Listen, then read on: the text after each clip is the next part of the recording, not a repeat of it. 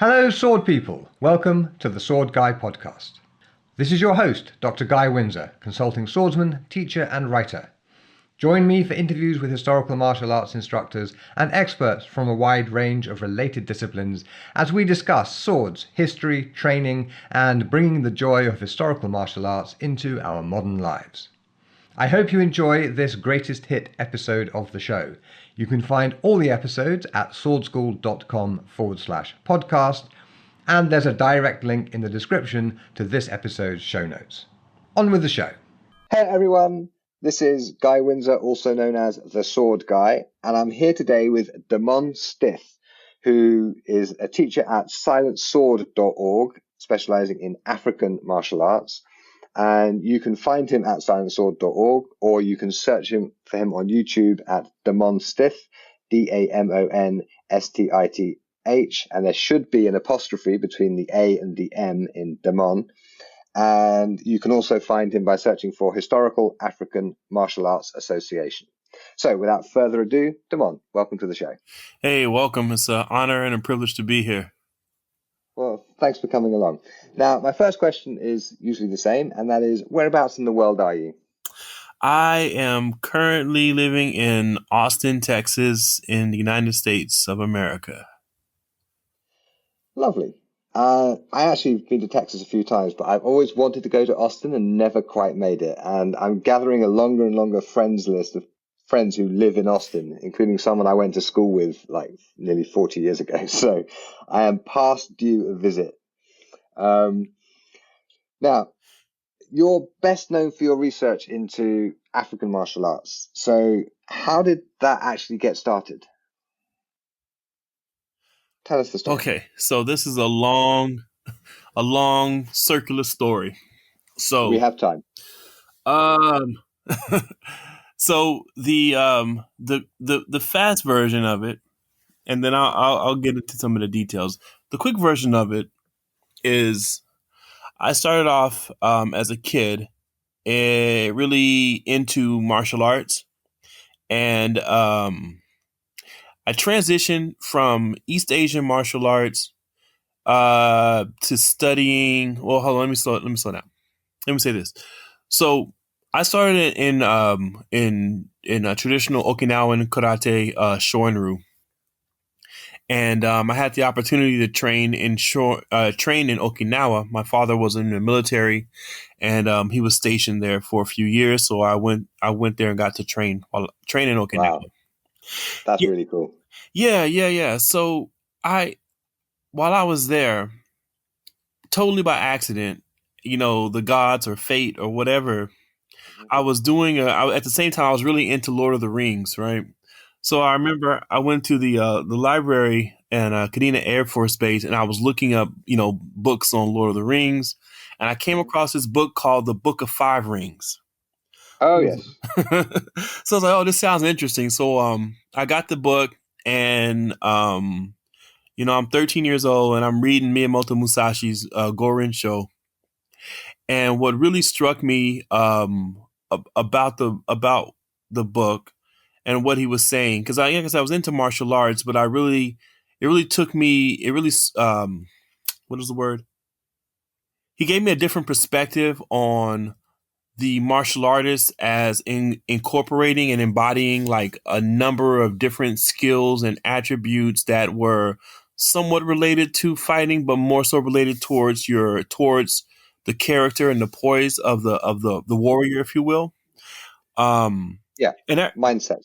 Yeah, and that really changed the way I saw martial arts. I started seeing it as a form of like self-expression, and from that point, the second book that kind of changed me was the Tao of Jeet Kune Do, which really opened my eyes to not only as martial arts as a form of self-expression, but it opened up the world of martial arts to me, in that at that time, martial arts were considered just to be specialized fighting arts from East Asia.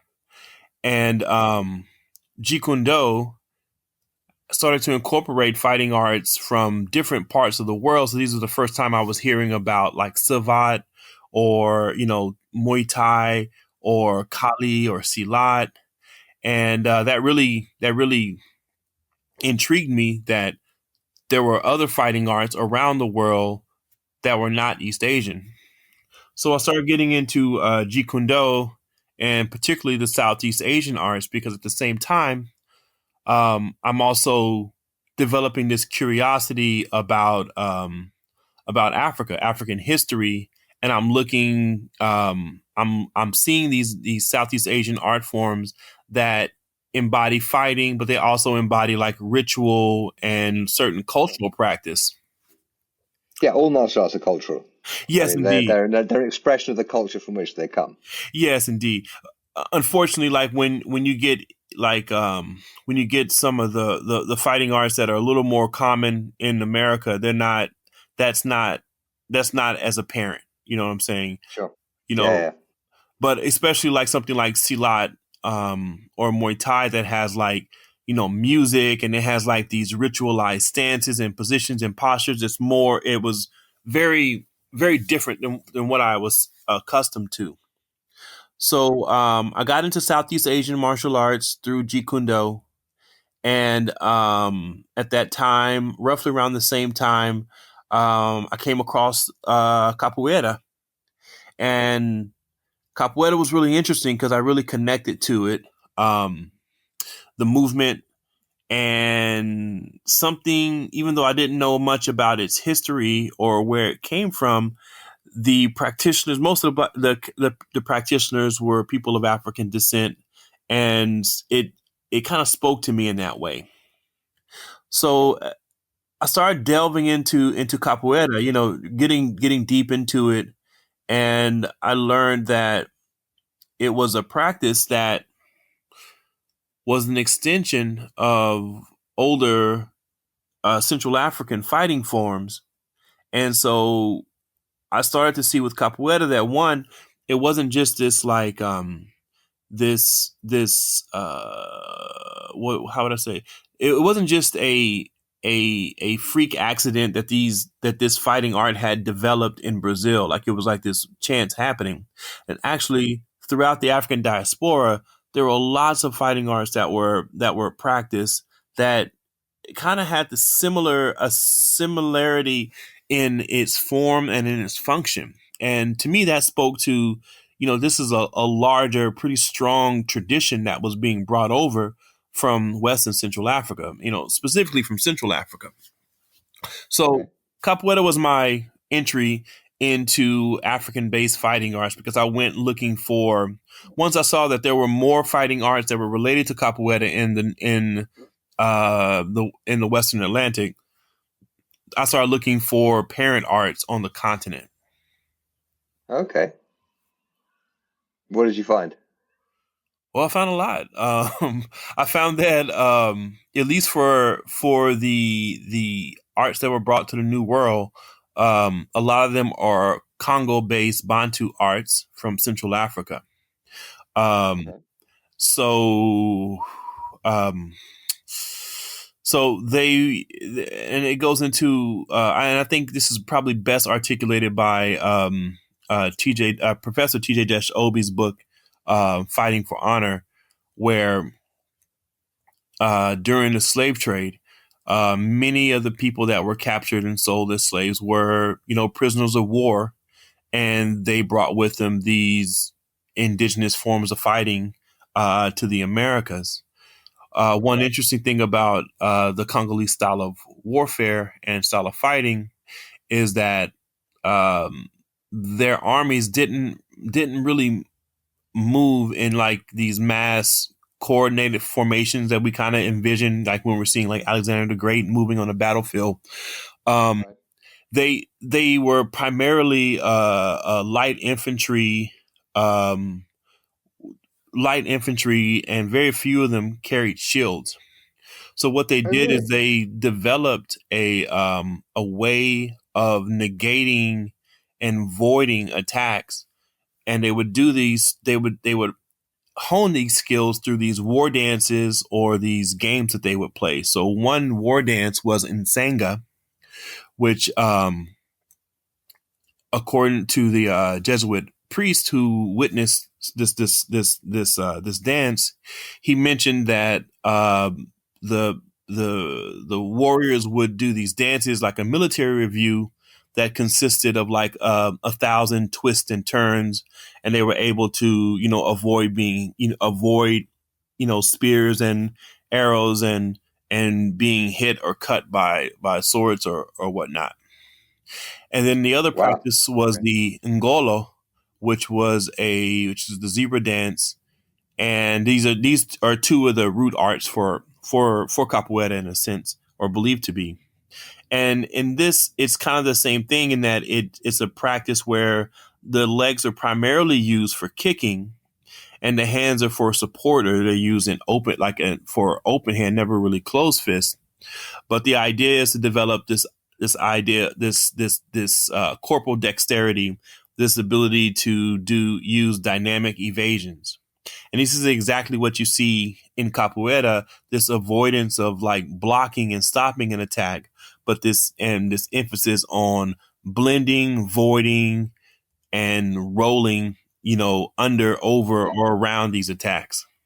I've done a bit of sparring with some capoeira guys before, and it's it's a really interesting experience. It's like what you're doing should not work, and yet somehow I can't hit you. How do you Yeah, do that? yeah. Well, see, going back to their army, to their the way they fought. Also, Mhm. part of the reason why they developed these military activities is because, again, on the battlefield, a large part of them weren't using shields, and so the way that they would arrange themselves on the battlefield would be in these loose lines, these loose skirmishing lines that allowed for personal maneuver. And so there was a initial phase where arrows and archery phase, and then they would close in close quarters, and they did this in a loose order. So you find a lot of that mentality, that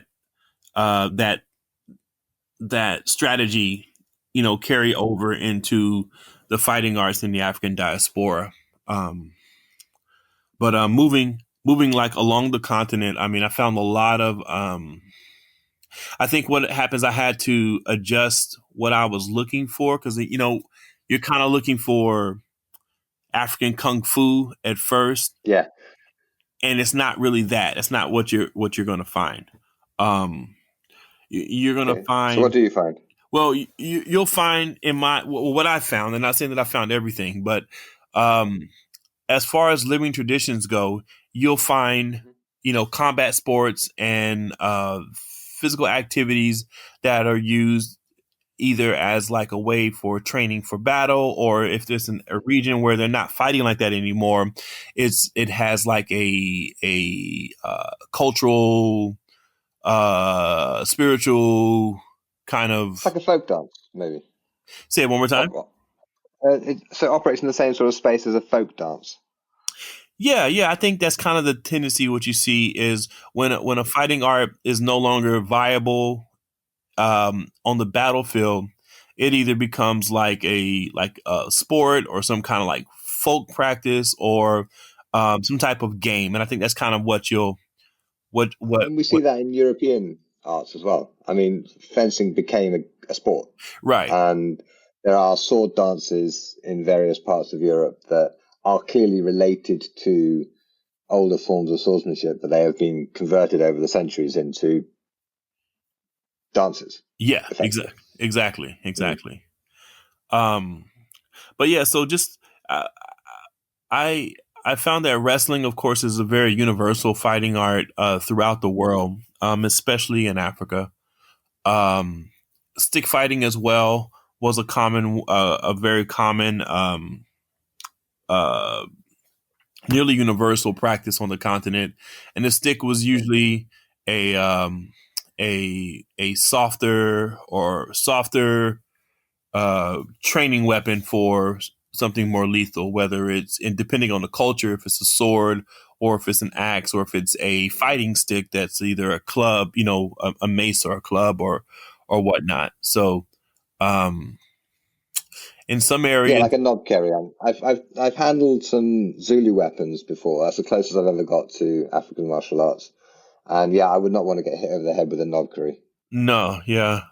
I make training weapons, and I've had a few people commission some gosh, they're knob carries, but they're like based off of M'Baku's staff from Black Panther, so they're like knob carries, like on steroids, so they're 6 feet tall, you know, and I'm like, the people are going to use these to like spar. It's like, friends don't hit each other with stuff like this. I'm sorry, like it's Yeah, we have the same problem with real quarterstaffs. Is if you're practicing with a quarterstaff, there is no sort of gentle fencing version of it. And the same with poleaxes. A blunt poleaxe is called a warhammer. I yes, mean, it doesn't really help much. right, Now you brought up Black Panther, so let me, great film, and it's done wonders for sort of getting the idea of African culture sort of more into sort of mainstream Marvel universe. Is there any historical basis in any of the martial arts or any of the weapons that we saw in the movie? yeah. Not so much in the fighting, you know what I'm saying? Don't really blame them for that, but definitely like in the weapons, they use quite a few like short swords and knives that were inspired by Central African weapons. I'm trying to remember what is it? Of course, the spear, the spear and shield that T'Challa is fighting with is like typical, Nguni Zulu shield and Ikwa. But the Killmonger's sword, it looks like a blend between a Ilwoon style sword from Central Africa, from like the Kuba and Luba people in Central Africa. It looks like a blend between an Ilwoon with that spatula shaped tip, and there's another sword. I believe it's like Central Africa, as far as its weapons, is not my strong point, but I believe it's the Tetela sword, Tetela knives. They have that spatula shape or rounded tip into their swords, and it was really reminiscent of that. Other than that, I think the Dora Milaje, their spearheads look like some of the Central African spearheads that I've seen. And I can't. Oh, and of course, that's silly of me. The Border tribe, they use these sickle swords that were, pretty much like Mbeles. Cool. Now you just mentioned a whole load of weapons that I know absolutely nothing about. So what I'm going to do is, when I get this episode transcribed, I will send this section to you. You can correct my spelling for all of these weapons, and then I will find examples of them online, and I'll stick all of that in the show notes. So listeners who are going, what the hell did he just say? Can go to the show notes, and they will these words will be spelled out correctly and with pictures where I can find them of the weapons that we're talking about, which should help. Because this is great. What I was hoping with this interview is that you would kind of seriously geek out into these areas of martial arts, which it's kind of obvious that they must have existed, but I personally know nothing about, and I think most people doing historical martial arts, certainly in Europe and the States, know nothing about. So we are very, very much on topic. So, so how do you actually go about recreating these arts? What is the process? Because I don't think you're working terribly much from written sources. Right. So, yeah, and that's the thing. So we approach it in a number of ways, right? So the first thing is, depending on the region, is going to the region is going to give you certain tools to help with at least understanding its physical culture. So, for example, a good place to start, especially like if you want to have a lot of, because we don't have a lot of written information, especially about like fighting techniques. So we have to use secondary sources. We use like living traditions. We'll use artwork. Um, we'll use depending on again on the region. Sometimes you'll get a an explorer's account of a battle or duel or fight or weapons being used. So we use that kind of information. We try to construct the weapons, and then especially if it's a weapon with a very unique design and shape, which that shape and for us informs us on how it could possibly be used. Um, Right. yeah. So Yeah. it's I mean, pretty much how we approach it for, like, for example, Viking martial arts, where we don't have much in the way of written records and nothing to actually tell us precisely how the weapons were used. We exactly. sort of figure it out from kind of cultural echoes and references in poems and just getting reproductions of the weapons or handling originals in museums and going, okay, if you were dressed like this and wearing these weapons, and I'm dressed like this wearing with these weapons, how would I murder you? Right. Right. Um, and certain things are always true, Right. like leverage and like getting hit in the head with a big sword is a really bad plan. Um, so from that, you can sort of figure out something about Right. how Right. things must have been. Okay. Yeah. I think for us, like, and what I have to do for myself is like I have to silence the martial artist in me in some cases, because then Yeah. there's two things that's happening, right? Like there's the innovative martial artist that's in me, and then there's the person who's trying to like see like what was there without the movement of the martial art, Right. clouding it, right? But that Sure. it helps to have these already to have like the ability to wield weapons and to move your body, because in my opinion it helps me to better digest the information. But so I try Right. not to like overly like insert, or martial artize the what I'm doing. I think very simply, and I try to work from a very simple, basic concept of, like you said, Mhm. you have this, I have that. I'm trying to kill you or wound you, and you're trying to kill me and wound me with my tools and your tools. How can I do that in the simplest way possible? And that's kind of what gives me my control when I'm working through some of this stuff. Right. What's really crazy and kind of dark, because I cover a couple of regions, and one of my regions is ancient Egypt. Um, so with Egypt, there aren't any like fight manuals per se in Egypt. Sure. There's tons of artwork, and some of it has to be taken with a grain of salt. But some of it is really quite compelling, especially when we're looking at Mm. like how well they depicted Egyptian wrestling. Like one of my current projects now is I'm working on a book on a source book on Egyptian martial arts and combat sports and military traditions. And so Okay. I've been digesting the wall art of Beni Hassan. And like I tell people, it's not so much that you look that the Egyptians, wrestled any different than the way we wrestle today. What's Mhm. freaking amazing is that 5,000 years ago, you can see the same wrestling holds that we do today in various styles of wrestling, whether it's folk, whether it's catch, whether it's like judo, jujitsu. Like the Mhm. Egyptians were doing some things that were very similar to that back then, and it's really amazing to see that this is what that they had were doing this. Yeah, Um, and the artwork is often surprisingly. reliable.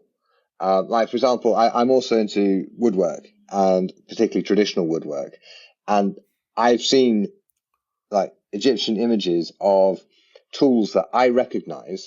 Like, there's a glue pot, and we know what kind of glue they use because they've done analysis on it. And it's exactly the same as the glue that was being used in Europe like 150 years ago. Yeah. The way they're using their planes, how the planes are built, those basic designs really haven't changed Right. since then. Yeah. Yeah. So I think we can, in some cases at least, the artwork is, I think, really surprisingly reliable. Yeah. And so for example, to kind of like just to build off what you said. So the Egyptians, apart from wrestling, stick fighting was one of the most documented combat sports, martial arts that the Egyptians practiced. And they practiced, for them, stick fighting existed, or they practiced it in at least 4 modalities. They use long sticks. They use stick and a plank style shield. They use single stick, and then they use double stick. Right.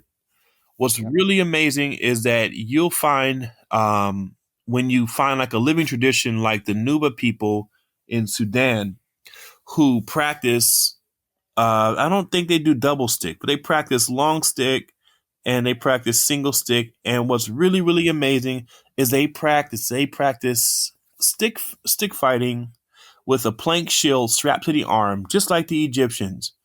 And Wow.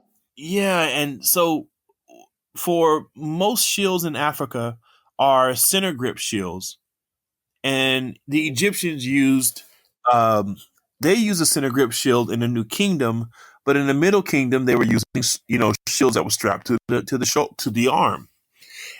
So it's amazing to see a culture that was one from the same area and in contact with the ancient Egyptians, practicing quite a few of the same combat sports that the Egyptians did.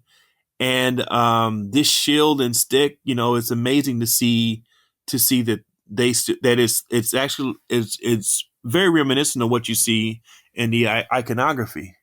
So and that's that sweet spot for us where we can see like what the artwork depicts, and then we can see like an echo of it in a living tradition, and we can use that to help us better understand what was there. And of course, like I always say, and what's really cool about this process is that I don't have to be necessarily the master and the reservoir of all wisdom and all knowledge. Right. You know, Yeah. No, I totally know. I, A lot of students will want you to be that, and you have to sort of educate them into not expecting it. yeah, most definitely. But I like the ability to be to experiment and be wrong. Yeah. And have to and go back to the drawing board and come up with a new theory, or you get some new bit of information that completely like throws your whole foundation off whack, and you have to readjust. And I think that is a very humbling position to be in. And I think at least like for African martial arts, like I think it's the best place for us to be in, because there's a lot of it's like the Wild West, you know what I'm saying? So there are a lot of gatekeepers, and there are a lot of people who are professing to know certain things, and they're not really practicing like intellectual honesty, and it really makes it difficult for those of us who are trying to like legitimately see what was there. It makes it difficult for us to have credibility. So that was very diplomatically said. yes, I think I know what you're referring to. Yeah. yeah, And it's so important that basically we're doing the same sort of thing or if we do what we're doing properly, it has a lot in common with scientific research, where you run experiments, and if the experiment concludes that this hypothesis is wrong, it is a successful experiment. It just didn't give you the results that you wanted. Right. Right. But it's still, if it proves or disproves the hypothesis, the experiment is successful. If it doesn't give credence to or undermine the hypothesis, then the experiment was useless. So you're always, once you have a theory, what you have to do is try and disprove it. Right. Yeah. And if you're any good at that, you will disprove your theories at least as often as you prove them. Yeah. So I mean, this is just the process that we have to embrace. Is we are definitely wrong, but hopefully we are less wrong now than we were last year. Exactly. And that's a weird right? place. That's a weird place for martial artists to be in, though. Like you said, your students, they have a hard time with that. That's a hard concept to for them. Okay, I have a solution for this. I mean, I've been teaching these arts for like 20 years now, and what I do, and I have done for years, maybe a decade by now, is on the first day of the beginner's course, I introduce them to the book that we're working from, which, okay, this is a little bit different for you, but the principle is the same. You introduce the students to the idea that this is not your own martial art that you are teaching them because you are the master and it's your art, and so what you say goes. You are instead interpreting a martial art that came before and for which you don't have a living teacher. And so here are the sources. What we're doing is we are interpreting these sources and trying to make these things work. And then I literally set them up. I tell them that sometimes we'll be doing a thing and I say, this is how it is in the book. And you go and have a look at the book and you go, well, hang on, guy. You've got your right foot forward and Fiore here has got his left foot forward. So which is it and why? And I try and build in the expectation in the students that they will be rewarded for finding a difference between what I'm saying and what the book says. Right. So if they manage to prove me wrong, good for them. That is good student behavior. Because of course, a lot of students have been brought up in schools where to prove the teacher wrong is to get kicked out of class and put in detention and bad things happen. Whereas for us, you want students like that who will call you on these things so that you'll see things that you missed, or so that you go, well, and sometimes the explanation is, well, okay, yes, I've got my right foot forward because we're not doing that exact play. We are seeing how it changes the play if we do it from the other side, for instance. Right. So, or sometimes it's, yep, you're absolutely right. I should have my other foot forward. My bad. Well caught out. Excellent. Carry on. Yeah. But just building that expectation in from the very beginning means that students are, the culture is, we're all doing this research together and we will all get better together, rather than Guy's word is law and he's always right. And, which, okay, I have been in many martial arts classes where the teacher's word was law. You don't argue, disagree, or ask questions. You just do as you're told, and that's that. Right. And I don't think that's a very useful. It's very useful when training soldiers, right? Because obedience is the first virtue of a soldier, right? It's not so useful when you're training historical martial artists, and I don't think it's useful when you're training duelists either. Right. Agreed. Yeah. So, you mentioned you're writing a book on Egyptian martial arts. Can I just float in here? Can I get you to promise us publicly that you'll come back on the show when it's ready and tell us all about it? Yes, I promise. I may be 80 years old when I'm done with it. That doesn't matter. Okay. Excellent. Well, yeah, that sounds like a really, really interesting project, and I hope it comes to fruition quickly because I'm dying to read it. Okay. Yeah. Can I get dark real fast? Yeah, go ahead. About Egypt. So I had mentioned that there's no fight books, right? Right. And one other part of our research is like battlefield forensics. Right. So the Egyptians didn't write a fight manual, but they did write a surgical manual on how to treat battlefield wounds. Oh my God, that's so cool. Yeah, I know, it's terrible. Oh my God, that is so cool. But that will tell you how they got the injuries will tell you. Yes. It's like CSI, Yeah, exactly. right? Exactly. Yeah, you can tell what kind of weapon it was and the angle it was coming in at and what Yeah. damage. Yeah, that is so cool. Yeah. I mean, it may be dark for some people, but to me, that's just jam. That's great. Yeah. Yeah. Okay. Now, I should mention to the listeners that I first met you at Sword Squatch last year. And actually, this podcast interview is kind of the conversation I wanted to have with you then, but it being a public event and loads of people, and we sort of got started talking about it and then got pulled away to other things. And so it's nice to be able to, get back to that. But I was quite annoyed initially because I was scheduled to teach opposite one of your classes, which I was otherwise hoping to take. But I managed to watch some of the class, and having watched some of the class, I was kind of glad I didn't end up taking it, because I don't think I'd have been able to walk for about a week afterwards because it was very heavy on the legs, which Yeah. which is awesome. So, can I ask you something about how you train, what you do for physical conditioning, and what the training in these African arts that you teach sort of looks like? Gotcha. Yeah. Yeah. Okay. So, um,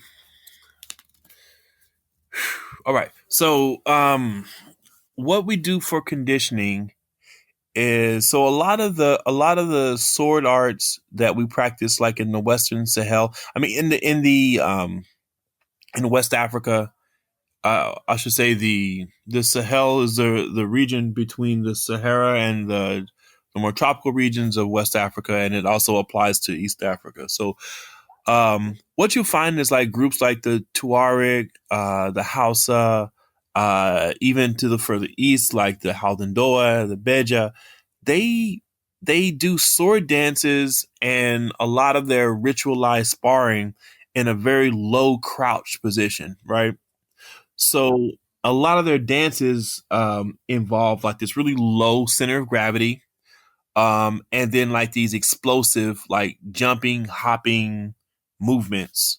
So what I try to do is I try to incorporate, either those movements from the dance or movements inspired from the dance as a way of like physically conditioning the body.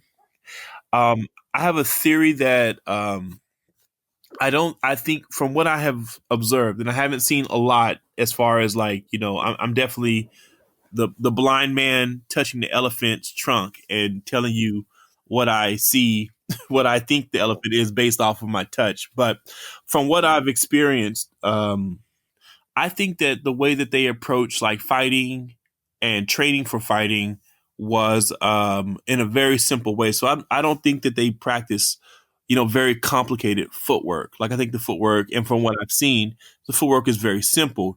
You have like, small incremental adjustment steps that they make when they're sparring, or Mhm. they'll do, like passing steps, taking the rear leg, the rear side forward to get into range. Um, the Tuareg will do like an interesting like cross step that I've noticed in some of their sparring, but for the most part, it's pretty simple. Um, and I think that the way that they physically prepared the body, prepared you to be able to move in a direction that you needed to was through these very rigorous dances, these sword dances that involve, like I Mhm. said, like lots of explosive movement, lots of crouching and then rising really fast, all these things to develop this explosiveness. And I feel like that physical culture was just as much a part of the training than, saying like, okay, when your opponent attacks steps here, then you step here. Yeah, And sure. yeah, so I try to incorporate as much of that kind of stuff and that concept into my training.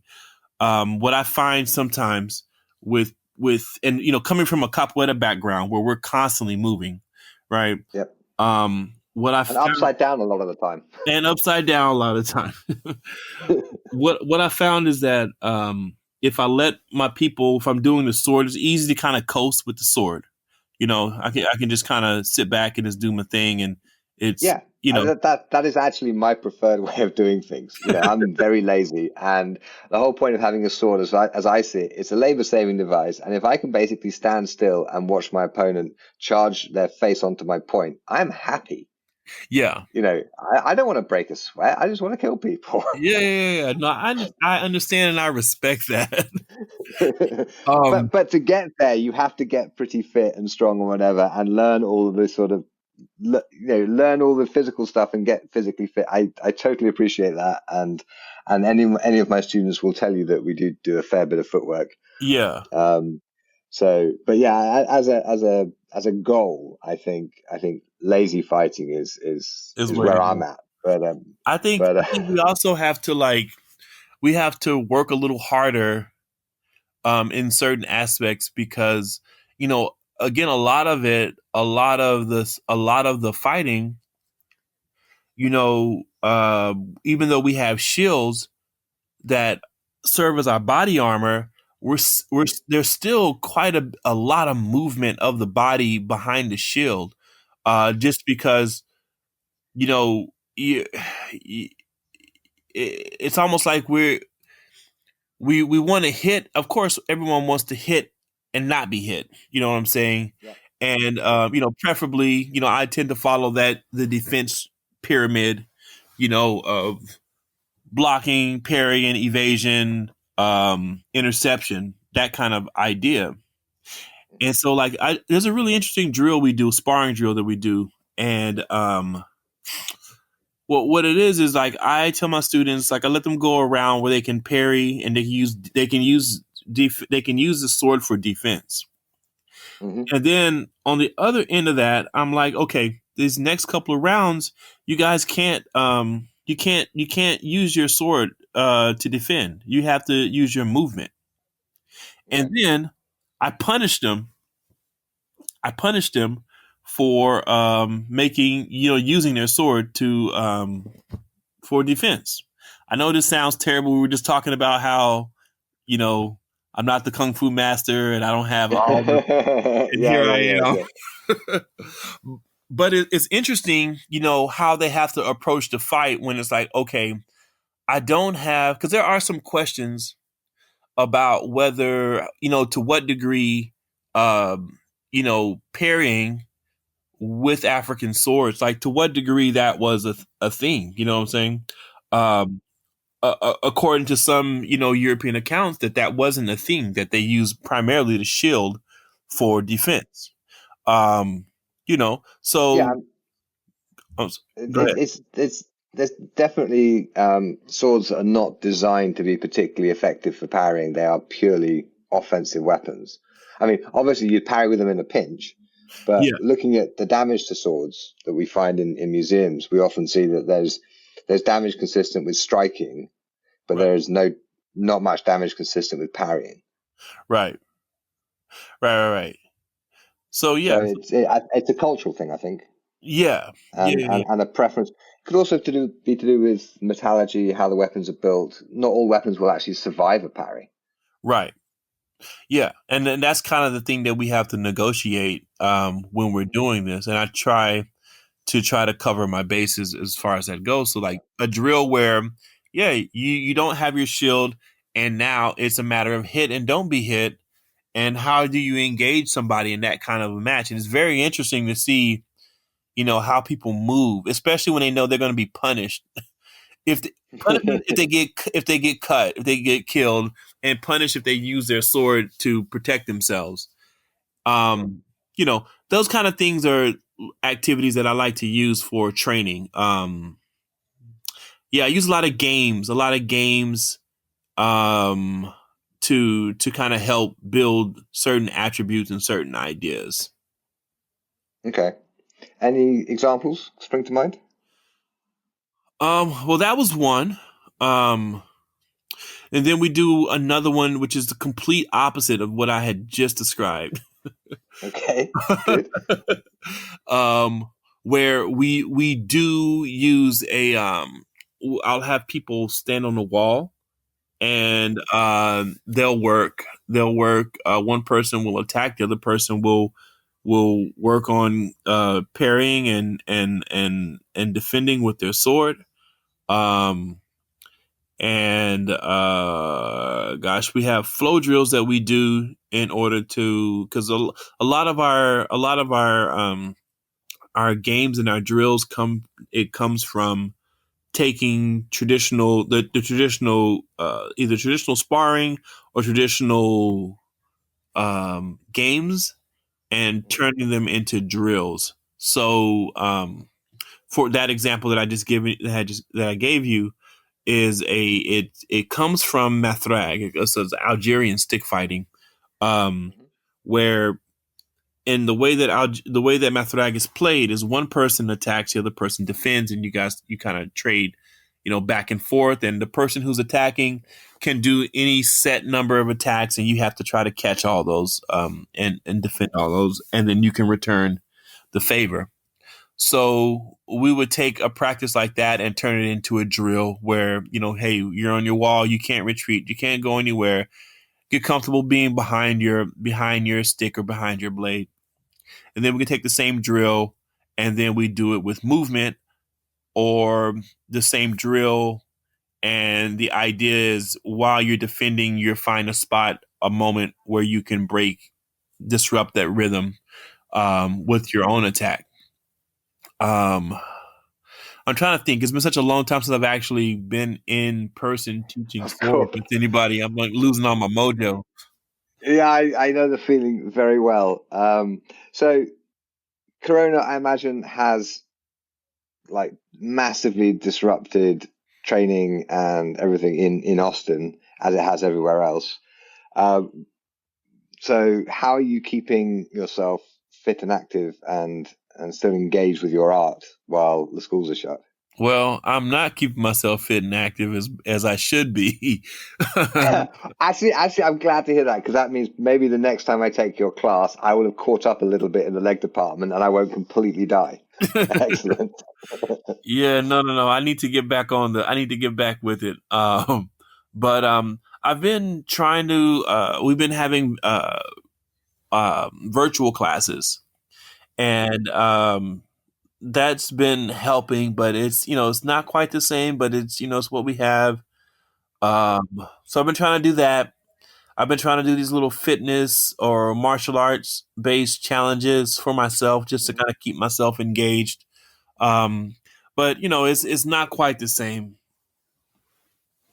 Yeah, what I did is, see, my thing is, I'm a teacher first, and if I'm having problems with something, if I just have a student to teach it to, everything gets better. Yeah. Right. So, I got to the point where I got out of bed and I did my morning training, which that day consisted of literally two squats and one push up. And I thought, fuck it, that'll do for today. and then I thought, this is probably not where I should be and what I'm doing. Because, I had no seminars. All my seminars were canceled. There was no particular reason to stay fit. Yeah. Other than pride, but so what I did is I organized like 3 mornings a week, Monday, Wednesday, and Friday at 8:30 in the morning. I am online with students, and it's just a train along where I do whatever my conditioning training ought to be that day as I feel it. So if I'm having a good day, it might be quite intense. If I've I don't know, hurt my hip a little bit, it might be a bit more gentle and more focused on hip mobility or whatever. And the thing is, it's actually for me, because if the students are there, I have to show up. Right. And if the students are there, I can't just go, do 2 squats and a push up and go, fuck it, that'll do for the day. They're expecting me to be there for 45 minutes. Right. And suddenly I have access to all of this training energy that just didn't exist before. Yeah. Because there are students that are expecting it of me. So I don't know, you might find something like that, maybe get some of your students and get together regularly, over Zoom or whatever. And, you have to lead them through a conditioning session. So you have to look good, right? Right. Which means you show no pain. Right. And you might throw up afterwards, but you don't throw up during. Yeah. Actually that you mentioned that has been keeping me grounded, is that this whole so back when I was a younger man, I would do everything that my students were doing. Like I was definitely like charging in the front of the battlefield, like, yeah, Yeah. like, freedom. That was me in my 20s, right? Right. So as I got into my 30s, I started to take it a little easy, you know what I'm saying? I started more Yeah. coaching. Now Yeah. in my 40s, like I tend to coach more than I do actually like lead from the front. And what Yeah. the Zoom classes have done for me is like now I really can't coach like that. I can't coach. I have to Yeah. go back to demonstrating like That's the right. majority of what I'm doing, which is really good because I think the Absolutely. hardest thing as an instructor is like finding the time for your own personal training. Right. And Absolutely. one way one easy way to maintain yourself is like you said, is like you have people that are there for you, make the most of the time. So it's been good for me in that way that I've been able to do that, which has been really cool. Okay. So you're running Zoom classes at the moment. I am. Okay. Where would people find that if people want to join? If anyone is interested, just contact me. Yeah, I send the link within my group, and Okay. I'll make that more. I should make it more public on Facebook. I just sometimes I'm a Okay. little. So yeah. So send me a link that people can use, and I'll pop it in the show notes. And I mean, we're recording this at the beginning of October. It's probably going to go out in the middle of December, so Okay. we're quite some way ahead. So you'll know well in advance when the show is going out. So if you send me whatever is current, then I'll pop it in the show notes, and anyone who wants to train along with you can get in touch and join in. Sounds good. Yeah. Excellent, good, because getting more people to do your art is always a good thing, right? Yeah. I realize how much teaching is very, not to sound new agey, but very energy based. Yeah, absolutely. Um, okay, I have a couple of questions that I normally sort of round things off with, and the Uh-huh. first of those is, what is the best idea that you have not acted on? Gosh. This is my favorite question. Oh man, the best idea that I have not acted on. Yeah, I mean, and some people say, I am so action oriented, I don't have any good ideas I haven't acted on because as soon as I get a good idea, I act on it, and that's a perfectly good response. But actually, most people I interview have there's something, maybe there's a book they should have written, Oh or a man, yeah. school they should have started, Uh, or something. I like how you led with the book. Man, I am I have a million book ideas. Like Yeah. I've been writing this gosh, this like historical Okay. fantasy novel Okay. for it's got to be 2 decades now. Been writing. It It is must be pretty good by now. I don't know. I don't know. The world may never know.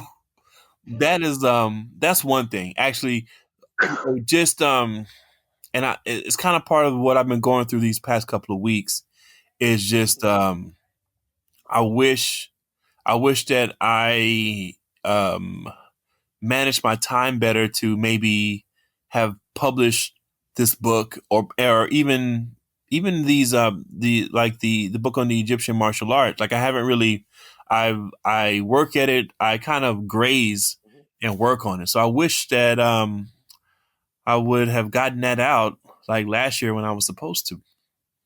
Okay.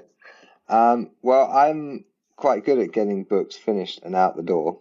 Yeah, So if you want any, um, help or advice on that, just drop me a line, and I'm happy to I, like advise. I do actually. Speaking of books, I was meaning to tell you this when I met you at Squatch. I actually bought one of your books a Oh, million thank years you. ago before this was even a thing for me. I should have brought it with me so I could Really? get you to sign it for me. Was that Swordsman's Companion by any chance? Oh man, what was the title? I can't remember the title. It was specifically on a longsword. Yeah, it would almost certainly be The Swordsman's Companion. Yeah. Because that's my first book that came out, and it's proved surprisingly enduring. Very nice. People really seem to like it, which is yeah.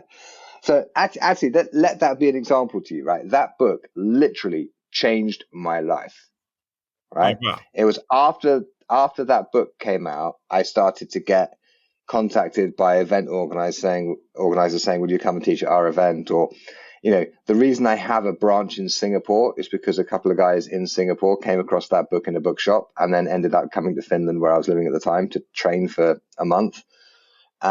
All sorts of things like that. So I would totally recommend getting off your ass and getting your book out the door, because you have no idea what it might do for you. Yeah, you're right. So, Point taken. so there's just a little bit of encouragement for you.